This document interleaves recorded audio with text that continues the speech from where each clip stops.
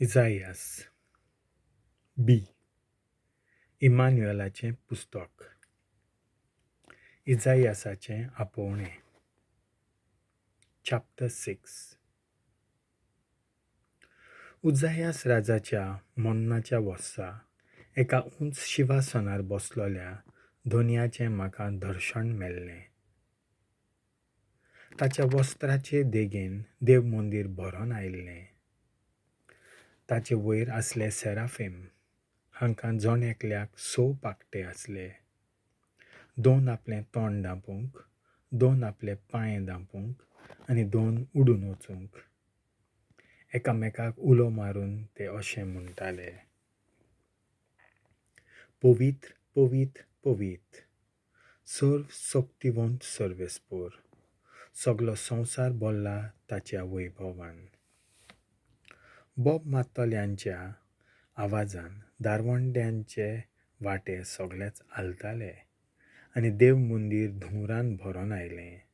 हांवें म्हणलें: कोटा कोटा म्हजें मेलो हांव, कारण हांव एक मेल्ल्या ओंटांचो मनीस आनी मेल्ल्या ओंटांच्या मनशां मदें हांव जियेतां. तरी म्हज्या दोळ्यांनी राजाक पळयला, Sorvsoktivont Sorvesporाक देखला.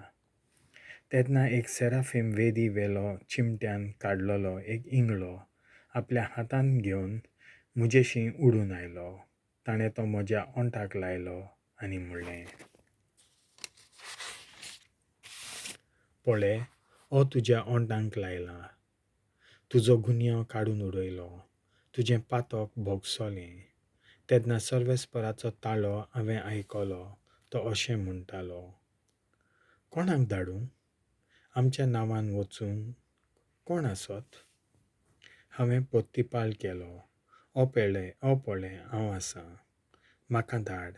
ताणें म्हणलें: वच आनी ह्या लोकांक सांग, आयकत रावात, पूण तुमकां कांय समजचें ना. पळयत रावात, पूण तुमकां कांयच कळचें ना.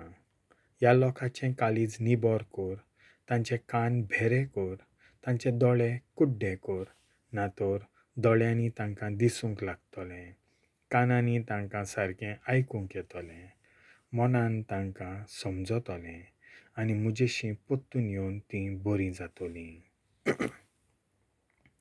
तेन्ना हांवें म्हणलें: केन्ना पर्यंत दोनया? ताणें असो जबाब केलो: शारांचें घोट्टाण जावन लोक तीं सोडून वेतलो, घरांनी कोणूच रावचो ना, शेतां भाटां ओसाद पडटलीं तेन्ना पर्यंत.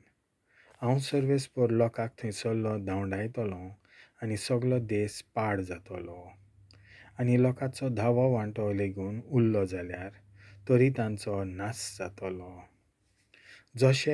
जशें तेरेबिंत आनी सिंदूर रूख कापून उडयतोच तांचें फकत मूंड उरता, तशें जातलें. हें मूंड म्हणल्यार पवित्र नवी परजा. देवाचें उतर हें.